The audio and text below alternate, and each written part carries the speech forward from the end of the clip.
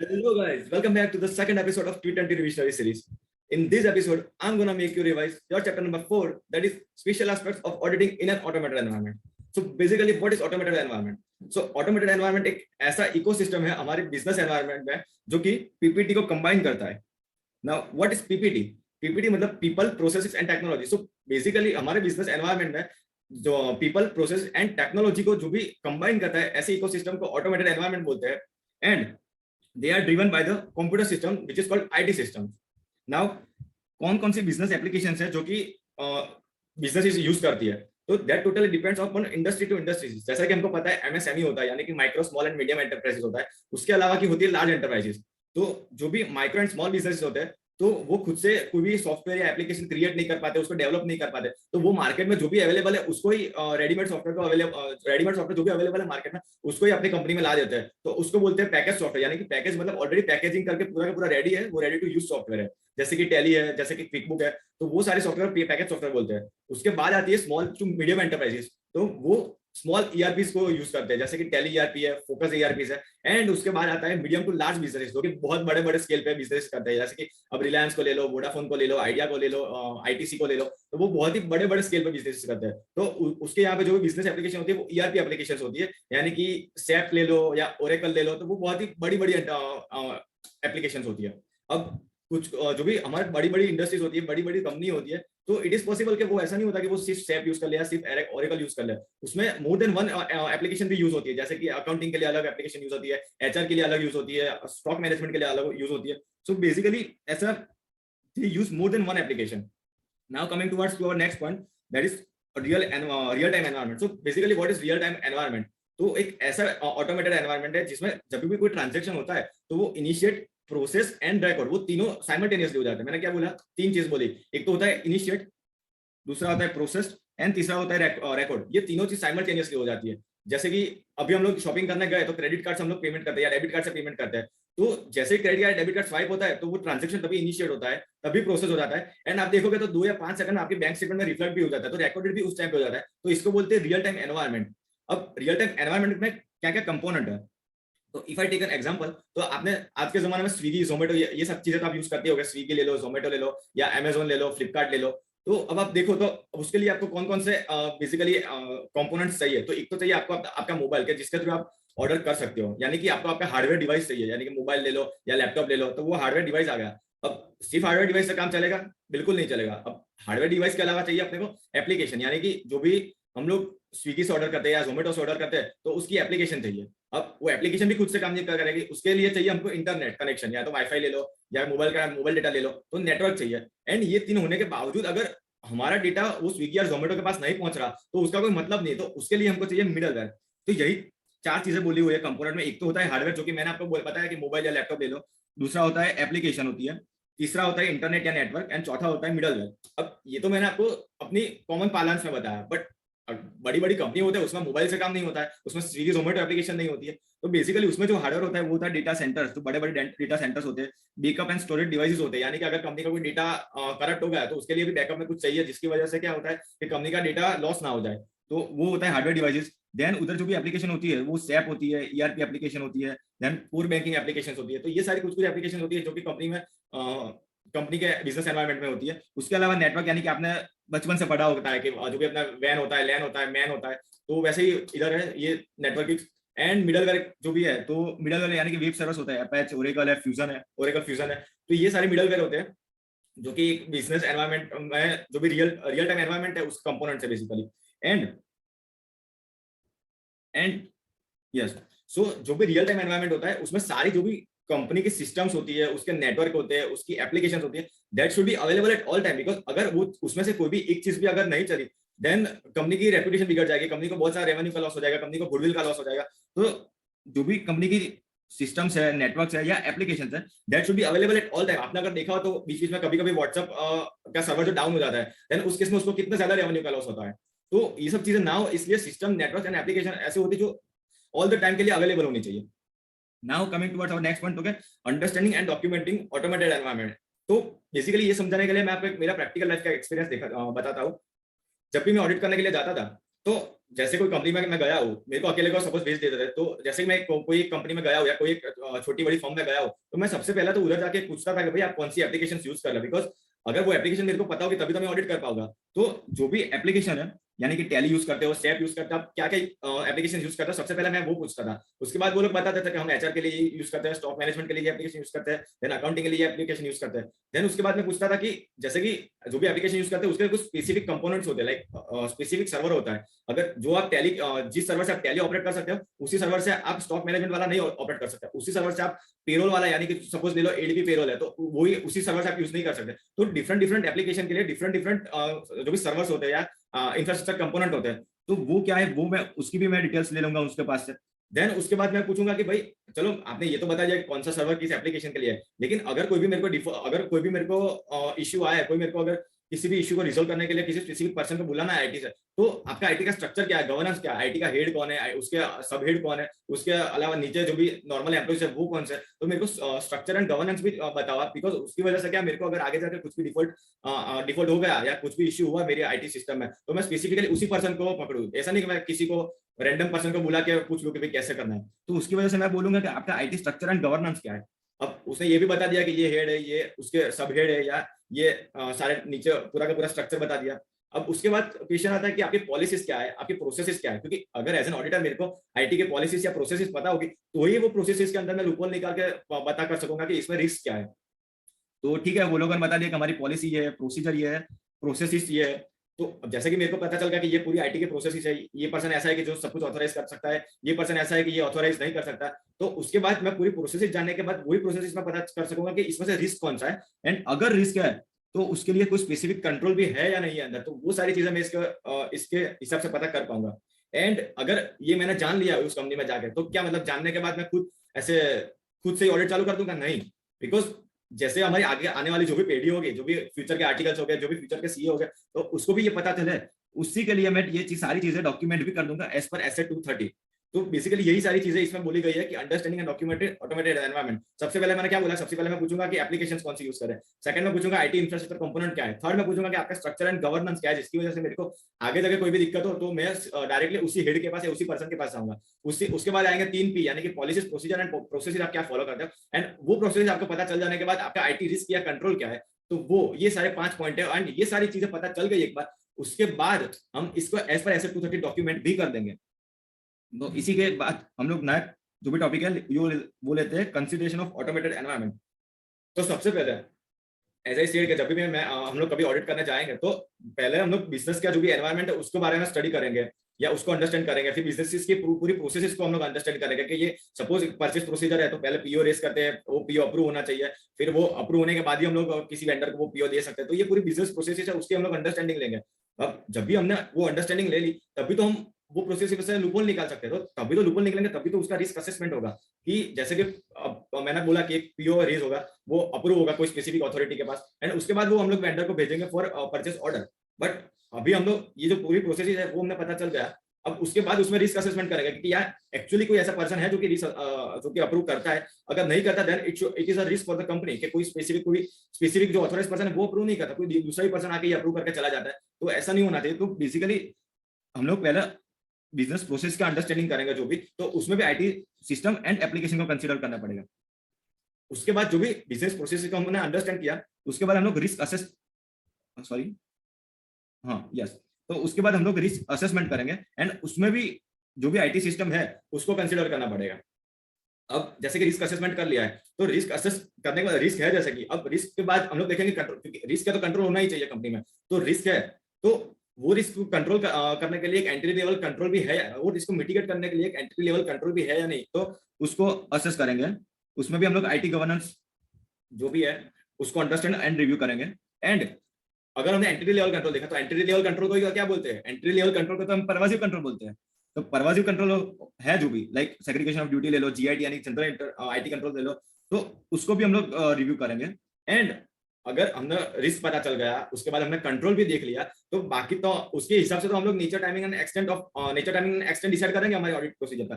तो next point यही बोला हुआ है कि जब भी टेस्टिंग फेज होगा, तो उसमें जो भी नेचर टाइमिंग एंड एक्सटेंट होगा वो भी इंपैक्ट करेगा हमारा जो भी कंट्रोल का जो भी इवेल्युएशन है वो, एंड कंप्लीशन किस चीज के बिना कुछ होगा ही नहीं, तो कंप्लीशन चीज है तो उसमें इवेल्युएशन ऑफ कंट्रोल डेफिशिएंसीज भी होगा, जिसमें हम लोग डेटा एनालिटिक्स या कैट का यूज कर पाएंगे, जो कि हमारे इसी चैप्टर में एंड में आएगा.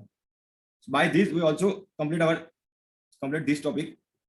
Now let us move towards next topic, that is enterprise risk management. So सबसे पहला तो enterprise risk management यानी कि रिस्क को मैनेज करना. But what is risk? तो basically risk is the possibility that an event will happen which prevents a company from achieving a business objective. जैसे कि अभी बोट है, तो बोट का पिछले साल का जो रेवेन्यू था 21 का, तो वो 1500 करोड़ का अराउंड था, जो कि अमन गुप्ता की जो कंपनी आप सबको पता ही होगा, तो 1500 करोड़ का था. अब उन्होंने एक ऐसा अपना ऑब्जेक्टिव रखा है या ऐसा गोल रखा है कि हमको नेक्स्ट साल तक 1500 करोड़ से 2200 करोड़ के रेवेन्यू तक पहुंचना है. बट उसमें एक जो भी हर्डल है वो अपन बोल सकते हैं कोविड का थर्ड वेव है, कोविड का फोर्थ वेव आ गया, सपोज तो भगवान करे कोविड का वेव ना ही आए और कोविड खत्म ही हो जाए, बट सपोज कोविड का फोर्थ वेव आ गया तो क्या, तो उनका बिजनेस रेवेन्यू इफेक्ट हो सकता है. तो वो एक रिस्क होगा, जो कोविड का फोर्थ वेव वो रिस्क होगा कि उसकी वजह से जो भी बिजनेस के ऑब्जेक्टिव है वो अचीव नहीं कर पाएंगे वो लोग, तो उसको रिस्क बोलते हैं. अब what are different type of risk, तो ये आप इसके हिसाब से याद रख सकते हो. Mister FC Tope, what is mister FC Tope? तो mister M for market risk, M for market risk, R for regulatory and compliance risk, then F for financial reporting risk, C for credit risk, T for technology and security risk, O for operational risk, P for product risk. Now this is P square यानी कि 2P है, तो यानी business partner risk, and E for environmental risk. So these are the different types of risk, and ये जो भी different types of risk है वो यही क्वेश्चन सिर्फ इतने लिखने के आपको 4 मार्क्स मिलेंगे एग्जाम में, जो कि ऑलरेडी पास एग्जाम पेपर में पूछे गए हैं. तो आप ये एक मिस्टर एफसी टोपे करके इसको याद रख सकते हो, जो कि different type of business risk है. एंड जो भी ये रिस्क है उसको मैनेज करने के लिए बहुत सारी प्रोसीजर्स होती है, कि ये सारी जो टिपिकल प्रोसीजर्स होती है वो फॉलो करके एंटरप्राइज रिस्क मैनेजमेंट किया जा सकता है. तो व्हाट इज रिस्क मैनेजमेंट? तो जो भी प्रोसेसेस होती है, पीपल होते हैं, टूल होते हैं, एंड टेक्निक होती है, वो सारी चीजें कंबाइन कर देते हैं, यानी कि PPTT, people, processes, tools and technology, tools and techniques. तो ये 4 चीजें कंबाइन करके हम लोग कंपनी के जो भी रिस्क है उसको पहले आइडेंटिफाई करते हैं.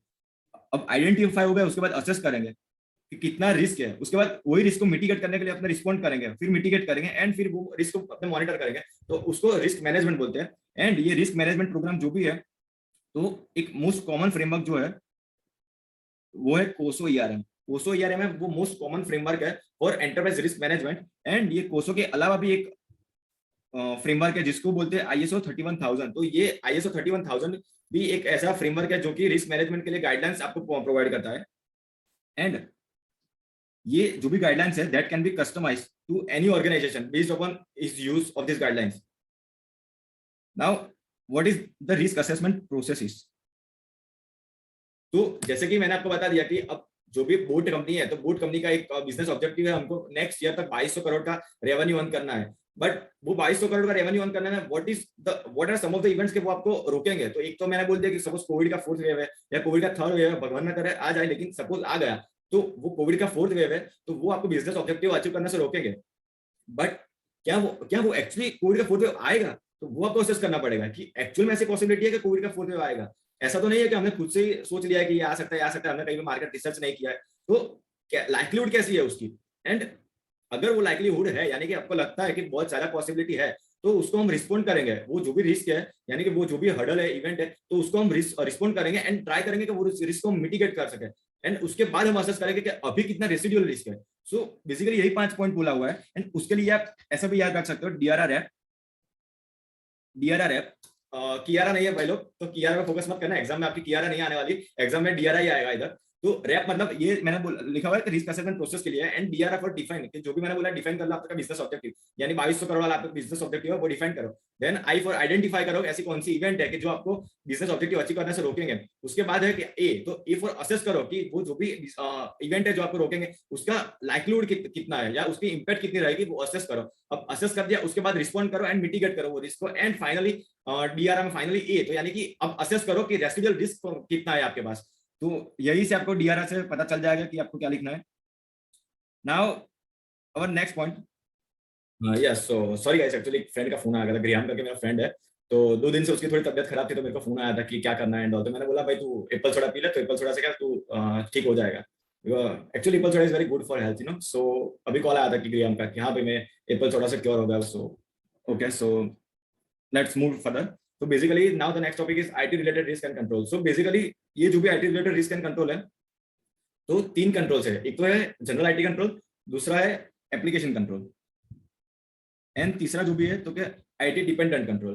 तो जो भी एप्लीकेशन कंट्रोल होता है वो स्पेसिफिक एप्लीकेशन के रिलेटेड होता है. जैसे आप डिज्नी प्लस हॉटस्टार ले लो, या फिर नेटफ्लिक्स ले लो, या आपकी कॉमन लैंग्वेज में बात कर रहा हूँ, या फिर आप दूसरा कोई भी अमेजन प्राइम ले लो, अमेजन ले लो, तो ये स्पेसिफिकली उसी एप्लीकेशन में होते हैं. अगर बिजनेस की बात करो तो बिजनेस सेप ले लो, ओरेकल ले लो, आईडीपी ले लो, आप तो एडीपी ले लो. तो बेसिकली ये स्पेसिफिक उसी एप्लीकेशन के लिए कंट्रोल होता है. बट जनरल कंट्रोल होता है वो पूरी कंपनी के जितनी भी एप्लीकेशन है वो सारी एप्लीकेशन के रिलेटेड होते हैं, इन जनरल होते हैं. तो उसी की वजह से उसको बोलते हैं जनरल कंट्रोल. तो जो भी जनरल कंट्रोल है तो वो स्पेसिफिक पॉलिसीज एंड प्रोसीजर्स है कि that relate to many application. जैसे कि मैंने बोला कि वो एक एप्लीकेशन के लिए नहीं होता, मैनी एप्लीकेशन के लिए होता है. एंड उसी की वजह से जो भी एप्लीकेशन कंट्रोल होते हैं वो भी इफेक्टिव फंक्शनिंग कर पाते हैं, क्योंकि एप्लीकेशन कंट्रोल खुद से नहीं कर पाएंगे कुछ. जो भी स्पेसिफिक पॉलिसी है, जो भी स्पेसिफिक प्रोसीजर्स है, यानी कि जनरल कंट्रोल्स है, उसी की वजह से एप्लीकेशन कंट्रोल भी इफेक्टिव फंक्शनिंग कर पाएंगे. एंड ये जो भी जनरल आईटी कंट्रोल है वो mainframe, mini frame and end user को अप्लाई होते हैं. तो ये आप रट्टा लगा लो, mainframe, mini frame and end user, because ये बहुत ज्यादा फिर टेक्निकल हो जाएगा. Mainframe, mini frame and end user environment, ये 3 चीज आपको याद रखनी है जनरल आईटी कंट्रोल में. अब ये जो भी जनरल आईटी कंट्रोल है वो किसको अप्लाई करेंगे, किसके ऊपर अप्लाई करेंगे. तो अभी आपको याद होगा मेरा फ्रेंड का फोन आया था ग्राहम का, तो बेसिकली यही उसी से आपको याद रहेगा. एप्पल सोडा ने ग्राहम को क्योर किया. आप अगर देखो, यस, तो एप्पल सोडा ने ग्राहम को क्योर किया. So now what is the Apple soda. तो एप्पल से आप एप्लीकेशन याद रख सकते हो, यानी कि जो भी एप्लीकेशन है वो, तो एप्पल से आप एप्लीकेशन याद रखो. तो एप्लीकेशन सिस्टम को अक्वायर करने का. अब वो जो भी एप्लीकेशन है उसको अक्वायर करके रखेंगे तो नहीं, तो उसको डेवलप भी करेंगे, उसमें जो भी चेंजेस लाने होंगे, एंड वो डेवलप करने के बाद हम उसको मेंटेन भी करेंगे.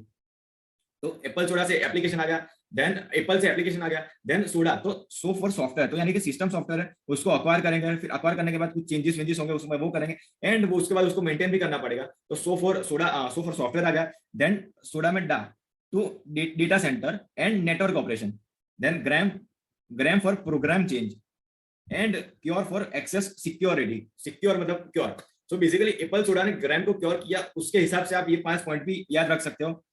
एंड ये जो भी जनरल आईटी कंट्रोल है, ये जो भी जनरल आईटी कंट्रोल है वो मल्टीपल आईटी सिस्टम है या मल्टीपल एप्लीकेशन है, मल्टीपल बिजनेस प्रोसीजर है, वो सारे के ऊपर एप्लीकेबल होता है. एंड उसी की वजह से उसको परवासिव कंट्रोल भी बोलते हैं. परवासिव मतलब क्या, क्योंकि सारी कंपनी में फैले हुआ है. तो यही तो चीज है कि जनरल आईटी कंट्रोल भी सारी एप्लीकेशन है, सारी सिस्टम में एप्लीकेबल है. तो उसी की वजह से उसको परवासिव कंट्रोल भी बोलते हैं, या तो इनडायरेक्ट कंट्रोल भी बोलते हैं. Now the second application is, now the second point is application control. So ये जो भी एप्लीकेशन कंट्रोल होंगे वो इधर ऑटोमेटेड होंगे या मैन्युअल होंगे. कैसे होंगे, ऑटोमेटेड होंगे या मैन्युअल होंगे. अब ऑटोमेटिक या मैन्युअल तो ठीक है, बट वो प्रिवेंटिव हो गए या डिटेक्टिव हो गए. तो बोला है कि ये प्रिवेंटिव भी हो सकते हैं या डिटेक्टिव भी हो सकते हैं. तो जो भी एप्लीकेशन कंट्रोल है वो इधर ऑटोमेटेड हो सकते हैं और मैन्युअल हो सकते हैं, दोनों में से कोई भी हो सकते हैं. या तो प्रिवेंटिव हो सकते हैं या डिटेक्टिव हो सकते हैं, वो दोनों में से भी कोई भी हो सकते हैं. एंड जो भी एप्लीकेशन कंट्रोल है वो एम्बेडेड ऑटोमेटेड एप्लीकेशन कंट्रोल है, वो आईटी एप्लीकेशन के अंदर इंस्टॉल्ड हो गए. यानी कि सपोज आप डिज्नी प्लस हॉटस्टार ले, या अमेजॉन की मैं बात करूं, नेटफ्लिक्स की बात करूं, तो उसमें वो लोग चेक करते हैं. सपोज मैंने उसमें सब्सक्रिप्शन लिया हुआ है फॉर 1 यूजर, तो जैसे कि मेरे फोन में वो सब्सक्राइब किया हुआ है, तो अगर किसी और के फोन में से वो लॉग इन करने का ट्राई करेगा तो वो नहीं होगा जब तक मैं वो मेरे फोन में है, या तो फिर मेरे फोन में से वो लॉग आउट हो जाएगा. तो वो बेसिकली उस टाइम में यूजर लिमिट चेक करता है कि एक ही यूजर अंदर यूज करते रहना होना चाहिए. यानी कि ऐसा कोई नहीं कि दूसरा कोई भी यूजर वो यूज कर सकते हैं. यूजर लिमिट भी चेक करेगा. उसके अलावा आप देखो तो मैंडेटरी फील्ड भी चेक करता है. यानी कि अगर आपको बोला हुआ है, सपोज आपने फेसबुक या इंस्टाग्राम अकाउंट खोला है, तो बोला हुआ है कि ये जो भी चीज है आपको मैंडेटरी फिल करनी है, आपका ईमेल आईडी आपको मैंडेटरी प्रोवाइड करना है, तो वो मैंडेटरी डेटा फिल होगा, वो भी चेक करेगा कि आपने मैंडेटरी वो फिल किया हुआ है या नहीं किया हुआ है. उसके अलावा एक वैलिडेशन भी करेगा, यानी कि आपने जो डेटा इनपुट किया है वो सही है क्या नहीं, सही है या नहीं है. मतलब ऐसा तो नहीं है ना कि आपने सपोज आपकी डेट ऑफ बर्थ डालनी है एंड 2050 डाल दिया, जो कि अभी तक आया ही नहीं है. तो वैलिडेशन ऑफ इनपुट डेटा ही करेगा. एंड उसके अलावा भी बहुत सारी चीजें इधर, जैसे कि एग्जांपल में आपको दी हुई है, एंड ये आपको इस जो भी फॉर्मूला दिया हुआ है 8 सर्विस मैन, उसकी वजह से भी, उसकी हेल्प से भी आप ये चीजें मेमोराइज कर सकते हो एग्जाम के लिए. Now the third control is IT dependent control. तो basically what is IT dependent control. तो ये मैनुअल कंट्रोल है. हमने एप्लीकेशन कंट्रोल में पढ़ा कि वो इधर मैनुअल कंट्रोल भी हो सकता है या फिर वो ऑटोमेटिक कंट्रोल भी हो सकता है. बट ये जो भी आईटी डिपेंडेंट कंट्रोल है वो मैनुअल कंट्रोल है. बट जो भी हमारे आईटी सिस्टम है, आईटी एप्लीकेशन है, यानी कि सैप है, टैली है, तो वो आईटी सिस्टम के थ्रू जो भी डेटा जनरेट होता है वो डेटा जनरेट होता है या फिर वो रिपोर्ट प्रोड्यूस होता है या फिर कोई इन्फॉर्मेशन हमें मिलती है, तो वो इन्फॉर्मेशन डेटा या फिर वो जो भी रिपोर्ट होता है उसका इंटरप्रेट करके उसमें जो मैनुअल कंट्रोल लगाते हैं उसको बोलते हैं आईटी डिपेंडेंट कंट्रोल।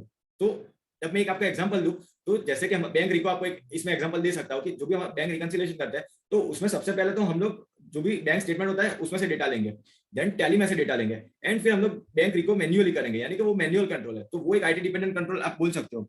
तो बेसिकली जो आईटी डिपेंडेंट कंट्रोल है वो मैनुअल कंट्रोल है, बट उसकी इफेक्टिवनेस जो भी है या उसकी जो डिजाइन है वो रिलायबिलिटी ऑफ सोर्स डेटा पे डिपेंड करती है। मतलब अगर आपने टैली में से या बैंक स्टेटमेंट में से सही डेटा निकला है तब भी आपका बैंक रिकंसिलिएशन सही से हो पाएगा, क्योंकि अगर वो डेटा ही गलत है देन आपका बैंक रिको सही से नहीं हो पाएगा। तो that is IT dependent control.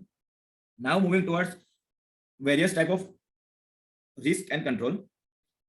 So basically जितने भी कंट्रोल है तो वो एंटिटी के टॉप मैनेजमेंट से लेके बोर्ड ऑफ डायरेक्टर के लेवल से लेके नीचे ट्रांजैक्शन लेवल तक एप्लीकेबल होता है, तो उसको एंटिटी लेवल कंट्रोल बोलते हैं। एंटिटी लेवल कंट्रोल क्योंकि पूरी के पूरी एंटिटी में वो कंट्रोल्स है, like top management board level से लेके ट्रांजैक्शन लेवल तक, तो सारे के सारे जो भी स्टेज है वो सारी जगह पे वो कंट्रोल एप्लीकेबल है, एंड उसी की वजह से उसको बोलते हैं एंटिटी लेवल कंट्रोल। एंड चूंकि वो सारे कंपनी के सारे स्टेज में एप्लीकेबल है तो उसकी वजह से उसको परवासिव कंट्रोल भी बोलते हैं। यानी कि जो भी एंटिटी लेवल कंट्रोल है ईएलसी, तो उसको परवासिव कंट्रोल भी बोलते हैं। एंड दो टाइप के ईएलसी है, one is direct ELC and another one is indirect ELC. तो जो भी डायरेक्ट ईएलसी है they operate at a level higher than business activity और ट्रांजैक्शन, जैसे कि प्रोसेस लेवल है या सब प्रोसेस लेवल है, अकाउंट बैलेंस लेवल है, तो वो जो भी लेवल है वहां पे वो एंटिटी लेवल कंट्रोल ऑपरेट करता है। एंड वो जो भी मिस स्टेटमेंट है तो वो मिस स्टेटमेंट को प्रिवेंट भी करते हैं, उसको डिटेक्ट भी करते हैं, एंड डिटेक्ट करने के बाद उसको करेक्ट भी करते हैं, तो उसको डायरेक्ट एंटिटी लेवल कंट्रोल बोलते हैं। उसके कुछ कुछ एग्जांपल दिए हुए जैसे कि बिजनेस का परफॉर्मेंस रिव्यू करते हैं, फिर जो भी कंट्रोल एक्टिविटीज है तो उसकी इफेक्टिवनेस है कि नहीं तो उसको भी मॉनिटर करते हैं। तो ये सारे डायरेक्ट एंटिटी लेवल कंट्रोल है जो कि मिस स्टेटमेंट को रोकते हैं आपकी कंपनी में। अब दूसरा आता है इनडायरेक्ट एंटिटी लेवल कंट्रोल। तो वो इनडायरेक्ट एंटिटी लेवल कंट्रोल है, अब नाम ही बोलता है इनडायरेक्ट एंटिटी लेवल कंट्रोल, तो ऑब्वियसली बात है वो डायरेक्टली कोई भी मिस स्टेटमेंट को प्रिवेंट डिटेक्ट या करेक्ट नहीं करेंगे, तो वो जस्ट आपका जो डायरेक्ट एंटिटी लेवल कंट्रोल है उसको हेल्प करेगी just to prevent detect and correct misstatement. Now what are some of the indirect entity level controls? So जो भी कंपनी की कोड ऑफ कंडक्ट होती है या एथिक्स होती है या एचआर पॉलिसीज होती है तो उसको आप इनडायरेक्ट ईएलसी बोल सकते हैं, बिकॉज अगर आपकी एचआर पॉलिसी सही होगी, आपका कोड ऑफ कंडक्ट सही होगा, देन आपके एम्प्लॉइज बहुत सही से काम करेंगे, और अगर वो एम्प्लॉइज बहुत सही से काम करेंगे, ईमानदारी से काम करेंगे, देन तो पॉसिबिलिटी कम है कि आपके कंपनी में मिस स्टेटमेंट, आपके फाइनेंशियल स्टेटमेंट में मिस स्टेटमेंट नहीं होगी। तो बेसिकली इनडायरेक्ट ईएलसी जो होते हैं वो इनडायरेक्ट ईएलसी इनडायरेक्टली हेल्प करते हैं कंपनी में मिस स्टेटमेंट रोकने के लिए। एंड नाउ जो भी जस्ट अ सेकंड,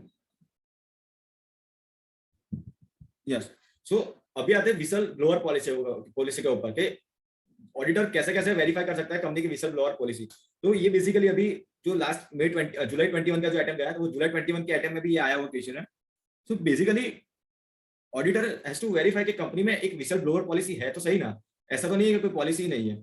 अब पॉलिसी है बट वो पॉलिसी डॉक्यूमेंटेड भी होनी चाहिए, वो पॉलिसी अप्रूव भी होनी चाहिए। ऐसे नहीं है कि जस्ट कंपनी के मैनेजमेंट ने बता दिया कि हाँ भी हमारे यहाँ पे ऐसी पॉलिसी है, तो वैसा नहीं चलेगा। वो कंपनी की जो भी पॉलिसी है वो एक डॉक्यूमेंटेड होनी चाहिए, वो जो भी ऑथराइज पर्सन होता है उसने अप्रूव की होनी चाहिए। एंड अगर वो पॉलिसी कंपनी में है बट कोई भी एम्प्लॉय को कम्युनिकेट नहीं किया तो उसका कोई भी मतलब नहीं है, तो वो एम्प्लॉय को कम्युनिकेट भी की होनी चाहिए। एंड कम्युनिकेट किया तो ऐसा भी नहीं कि सिर्फ बताने के लिए बता दिया, जस्ट फॉर फॉर्मेलिटी हमने उसको बता दिया, हमने कम्युनिकेट किया। तो वो जो एम्प्लॉइज है तो वो एम्प्लॉय वो पॉलिसी की अवेयरनेस तो है ना एम्प्लॉइज में, और जो भी पॉलिसी के जो पर्पज है या उसके एम्प्लॉइज के जो भी ऑब्लिगेशन है रिलेटेड टू पॉलिसी, तो वो भी एम्प्लॉय अंडरस्टैंड तो करता है ना, तो वो चीज देखनी पड़ेगी। एंड अगर वो एम्प्लॉय अंडरस्टैंड नहीं करता तो क्या कंपनी ने एक्चुअल में कोई मेजर लिया है कि वो जो भी एम्प्लॉय है वो अंडरस्टैंड करे उसकी पॉलिसी के पर्पज या पॉलिसी का जो कंटेंट है। एंड अगर उसने चलो कंपनी वो एम्प्लॉय ने अंडरस्टैंड भी कर दिया तो पॉलिसी की एक्चुअली इफेक्टिवनेस है कि नहीं, तो इफेक्टिवनेस भी देखेगा। एंड अगर कोई भी डेविएशन है पॉलिसी में से या नॉन कंप्लायंस है तो कंपनी उसके साथ कैसे डील करती है, तो वो भी सारी चीजें ऑडिटर देखेगा।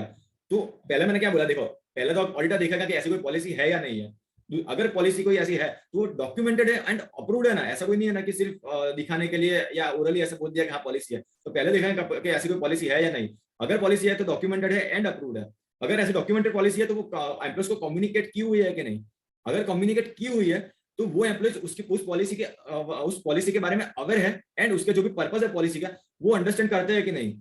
सपोज अगर अंडरस्टैंड नहीं करते तो वो एम्प्लॉय वो पर्पस अंडरस्टैंड करे उसके लिए कंपनी क्या कोई मेजर लेती है या नहीं।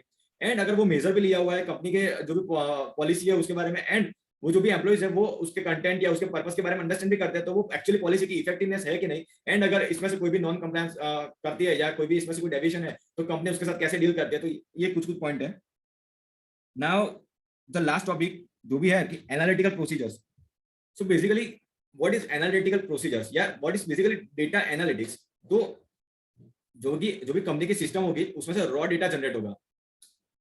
अब वो रॉ डेटा जो भी जनरेट हुआ है, जैसे कि मैं जैसा कि अभी ऑडिट करने गया हूँ एंड कंपनी में लाइक सपोज डेटर्स की पूरी लिस्ट निकली हुई है, तो अब वो जो भी डेटर्स की लिस्ट निकली हुई है तो मैं डेटर्स की लिस्ट पूरी एक्सपोर्ट कर दूंगा अपने डेस्कटॉप पे, एंड वो जो भी डेटा की लिस्ट एक्सपोर्ट की है उसके बेसिस के ऊपर मैं एक डेटर्स एजिंग बना दूंगा कि कौन से डेटर्स ऐसे जो 365 डेज से पुराने हैं, कौन से डेटर्स ऐसे जो 180 डेज से पुराने हैं, तो वो मैं एक पूरी लिस्ट बना दूंगा। तो उसको बोलते हैं डेटा एनालिटिक्स। यानी कि as you can see here, data analytics is generating and preparing meaningful information from raw system data using processes, tools and techniques। तो जैसा कि मैंने आपको बोला कि जब रॉ सिस्टम में से एक डेटा जनरेट होता है, अब वो जो भी डेटा होता है उसमें से हम लोग एक मीनिंगफुल इंफॉर्मेशन बनाते हैं, तो उसको बोलते हैं data analytics. And data analytics की जो भी मेथड है उसको बोलते हैं कैट, यानी कि कंप्यूटर असिस्टेड ऑडिट टेक्निक्स। अब ये जो भी डेटा एनालिटिक्स है तो वो कहाँ चीज किस किस चीज पे यूजफुल होता है। तो सबसे पहला तो डेटा एनालिटिक्स है, तो प्रीलिमिनरी एनालिटिक्स, यानी कि कोई भी प्रीलिमिनरी एनालिटिक्स अपना एनालिटिकल करना हो तो वो प्रीलिमिनरी एनालिटिक्स के लिए वो यूजफुल होता है। उसके बाद जस्ट सेकंड, उसके बाद आता है प्रीलिमिनरी एनालिटिक्स। उसके बाद आता है कोई रिस्क असेस करना होता है, कितना रिस्क है, तो वो रिस्क असेस कर लिया, तो फ्रॉड रिस्क भी ले लेते हैं, तो रिस्क असेस के साथ फ्रॉड रिस्क असेसमेंट भी आ गया। अब कंपनी में रिस्क कब होगा, जब कोई प्रोसेस में डेफिशिएंसी होगी। जैसे कि अभी कोई फ्रॉड करने के चांसेस कब हो गए, जब जो भी कंपनी है या एक कैशियर फ्रॉड कब कर सकता है, जब कैशियर कोई मेकर चेकर की रिस्पांसिबिलिटी दे दी है। ऐसा नहीं है कि कैशियर के पास सिर्फ कैश की रिस्पांसिबिलिटी, अकाउंटिंग कोई और पर्सन करता हो। अब दोनों जब कैशियर करेंगे तो ऑब्वियसली बात है वो कुछ ना कुछ माल फंक्शनिंग अंदर कर देगा, तो वो आपकी प्रोसेस में डेफिशिएंसी हो गई। तो रिस्क कब होगा, जब एक डेफिशिएंसी होगा, तो डेफिशिएंसी पे इवोल्यूशन करना पड़ेगा। एंड अगर रिस्क है तो कंट्रोल तो आना ही चाहिए, तो रिस्क के बाद कंट्रोल की टेस्टिंग आ गई। एंड दूसरा एक पॉइंट आप खुद से याद रख सकते हो कि नॉन स्टैंडर्ड जर्नल एनालिसिस। तो ये सारी ऐसी चीजें हैं जहां पे डेटा एनालिटिक्स को अप्लाई कर सकते हैं। Okay, so now steps for CAAT. So basically मैं आपको एक मेरी आर्टिकलशिप का एक एक्सपीरियंस शेयर करता हूँ, एंड वही एक्सपीरियंस आपको एग्जाम में यूजफुल रहेगा, बिकॉज अभी दिसंबर 21 में ये क्वेश्चन आया हुआ था, एंड मैंने सिर्फ और सिर्फ मेरा एक्सपीरियंस के बारे में सोच के ही इसका आंसर लिखा था, and I got 4 marks out of 5 marks. तो बेसिकली वो एक्सपीरियंस मैं आपको शेयर कर देता हूँ। जब भी मैं एग्जाम लीव पे था तो मेरे एक जूनियर का मेरे को फोन आया था कि हम लोग क्या करते थे, एक टैली और दूसरा एक स्टॉक मैनेजमेंट सिस्टम थी, तो वो दोनों के हम लोग रिकंसिलिएशन करते थे, जस्ट टू वेरीफाई कि ऐसा तो नहीं है ना कि कोई स्टॉक मैनेजमेंट सिस्टम में सेल किया हुआ दिखा रहा है बट टैली में उसका सेल ही नहीं बुक किया है, यानी और वाइस वर्सा कि टैली में उसका सेल बुक किया है बट स्टॉक मैनेजमेंट सिस्टम में अभी तो वो स्टॉक पड़ा हुआ है। तो ऐसा ना हो इसलिए हम लोग रिकंसिलिएशन करते थे। तो मेरे उस टाइम मैं लीव पे था, तो मेरे जूनियर का मेरे को फोन आया कि बेसिकली ये सिस्टम है क्या। तो मैंने जो भी स्टॉक मैनेजमेंट सिस्टम थी XYZ, तो उसको पहले तो इंट्रो करा दिया कि ये सिस्टम ऐसे ये ऐसे वर्क करती है एंड ऑल। अब वो मेरे को बोलता है इसका ऑब्जेक्टिव क्या है, आप लोग रिकंसिलिएशन क्यों करते हैं। तो जैसे कि मैंने अभी आपको बताया कि ऐसा सेल या परचेस के बारे में दोनों सिस्टम में अलग अलग शो ना हो, अलग अलग ना दिखाए जाए, इसी की वजह से हम लोग रिकंसिलिएशन करते हैं। तो उसका मैंने उसको ऑब्जेक्टिव बता दिया कि हम लोग क्यों करते हैं। देन मैंने उसको बताया कि ये जो भी स्टॉक मैनेजमेंट सिस्टम है उसके लिए देखो ये सर्वर XYZ सर्वर पे जाना पड़ेगा, एंड वो सर्वर पे उसमें से एक फॉर्मेट सिलेक्ट कर देना जो कि मैंने बनाया हुआ है। तो वो फॉर्मेट जो भी सिलेक्टेड है वो तो एक्सपोर्ट कर लेना, एंड वो एक्सपोर्ट करने के बाद एक बार वेरीफाई कर लेना कि वो जो भी डेटा है ना वो सही तो नहीं है ना। बिकॉज कई बार ऐसा होता है कि हम लोग पूरा ऑडिट ही खत्म कर रहे हैं, फिर हमको पता चलता है कि जो भी हम लोग ने डेटा एक्सपोर्ट किया है तो वो एक्सपोर्ट ही गलत डेटा हुआ है। तो वो आपको ऑब्वियसली पता होगा, आपने आर्टिकल्स में कई बार ऐसा हुआ होगा। तो ऐसा ना हो इसलिए हम लोग, मैंने उसको बोला कि तू एक बार एक्सट्रैक्ट करके यानी एक्सपोर्ट करके एक बार देख लेना कि कंप्लीट एंड एक्यूरेट तो है ना वो डेटा। एंड उसके बाद एक बार कंप्लीट एंड एक्यूरेट अगर तेरे को मिल जाए तो उसके बाद तू दोनों के बीच में VLOOKUP लगा लेना कि जिसकी वजह से तेरे को पता चल जाएगा क्या क्या चीज कैसे कैसे है। एंड उसके बाद अगर तेरे को कोई भी ऑब्जर्वेशन या क्वेरी मिले तो एक बार टैली में या वो सिस्टम में जाकर देख लेना कि एक्चुअली वो बुक नहीं हुआ है ना, ऐसा तो नहीं है ना कि अपने जो भी वर्किंग की है वो वर्किंग में ही कुछ लोचे हो गए। तो वो तू एक बार सिस्टम में जाकर देख लेना, एंड अगर तेरे को लगे कि फिर भी ये जेन्युइन क्वेरी है तो उसको तू अपने जो भी ऑडिट रिपोर्ट है उसमें तो डाल देना। तो बेसिकली ये मैंने आपको स्टोरी बताई, उसी के बेसिस के ऊपर ये सारे स्टेप्स है। अब आपको पता जैसे कि पहले मैंने उसको बिजनेस एनवायरनमेंट जो भी है यानी कि जो स्टॉक मैनेजमेंट सिस्टम है उसका मैंने इंट्रो करवा दिया यानी कि उसका मैंने अंडरस्टैंडिंग उसको दे दिया। उसके बाद मैंने उसको जो भी ऑब्जेक्टिव्स है तो उसका मैंने बता दिया कि ये हमारे ऑब्जेक्टिव है एंड इसी की वजह से हम लोग रिकंसिलिएशन करते हैं। देन मैंने उसको बता दिया कि ये सोर्स है यानी कि ये सर्वर पे पड़ा हुआ है, एंड ये जो भी मैंने फॉर्मेट बनाया हुआ है वो फॉर्मेट टू एक्सपोर्ट कर लेना। एक्सपोर्ट मतलब यानी कि एक्सट्रैक्ट कर लेना। अब एक्सपोर्ट तो कर लिया, अब एक्सट्रैक्ट कर लिया, बट वो कंप्लीटनेस एंड एक्यूरेसी की मैंने बात की थी, to verify the completeness and accuracy of that data. And उसके बाद एक बार कंप्लीट भी है वो डेटा तो उसके बाद मैंने बोला VLOOKUP लगा लेना जिसकी वजह से अपने क्वेरी मिल जाएगी, यानी कि क्राइटेरिया जो भी है वो अप्लाई कर लेना। एंड उसके बाद आपको टैली में से या वो XYZ सिस्टम में जाके एक बार कंफर्म कर लेना कि ये क्वेरी सही तो है कि नहीं, तो कंफर्म द रिजल्ट। एंड उसके बाद अगर आपको वो क्वेरी सही से मिलती है, वो जेन्युइन क्वेरी है आपके लिए, तो उसको आप रिपोर्ट कर लेना एज पर ऐसे 230। So basically these are some of the points जिसके बेसिस के ऊपर से आप ये पूरा का पूरा आंसर रिमेंबर कर सकते हो। And by this we conclude the revision of your chapter number 4। So I hope ये लेक्चर आपको पसंद आया होगा एंड आपको ये लेक्चर हेल्पफुल रहेगा एग्जाम टाइम पे, एंड ये नोट्स भी आपको हेल्पफुल रहेगी। So all the best for your exam and all the best for your preparation.